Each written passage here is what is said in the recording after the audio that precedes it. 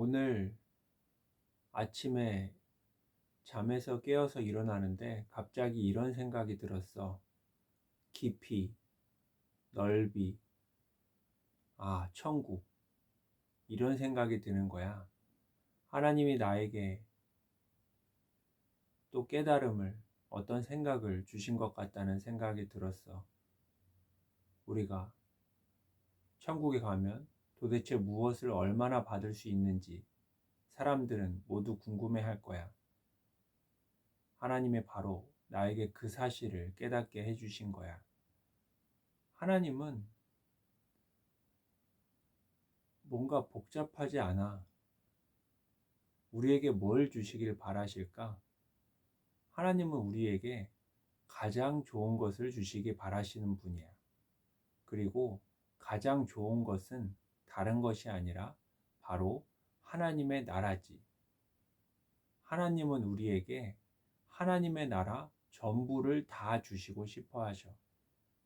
그런데 모든 사람이 그 하나님의 나라 전부를 다 똑같이 받을 수 있는 건 아니야. 왜냐하면 하나님은 우리가 행한 그대로 갚아주시는 정확하시고 공평하신 분이기 때문이야. 성경에서 가장 강조하는 말씀이 무엇일까?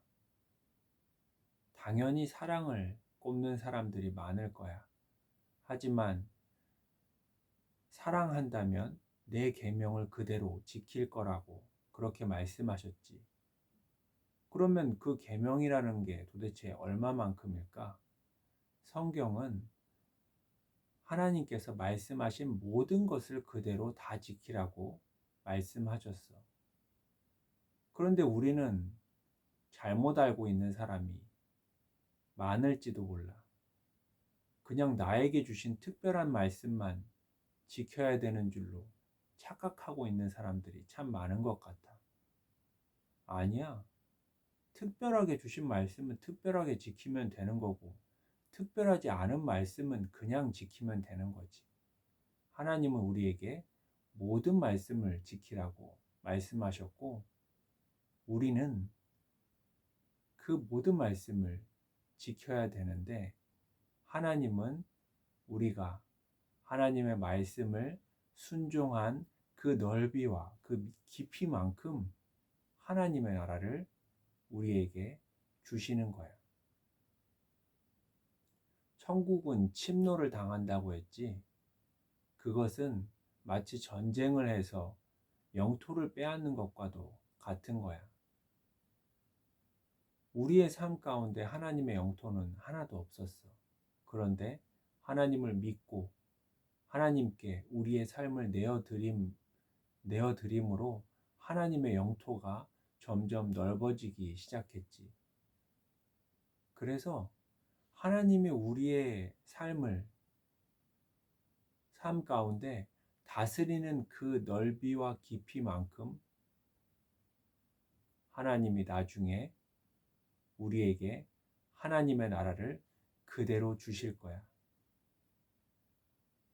참 신기하지. 우리의 삶은 정말 보잘것없는 이렇게 작은 것뿐인데 이 삶을 전부 내어드린다면 하나님께 하나님의 나라 전부를 받을 수 있다니 말이야.